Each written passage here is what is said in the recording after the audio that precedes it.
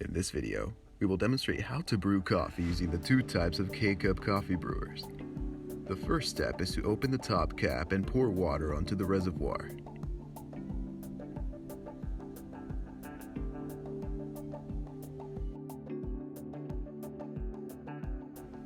You will be provided with K-Cups to use with your machine. Place the K-Cup in its compartment and push the lid down firmly. Then, press the brew button at the bottom right side of the machine. On the Proctor Silex brewer, you must place the K-Cup in its compartment and push it down firmly into place. Then, slide the brew basket back into the unit, and remember to push down the handle to lock it.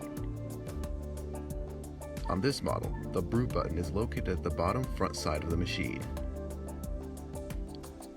Your coffee should begin pouring in a minute or so. And that's it. Enjoy your delicious cup of coffee.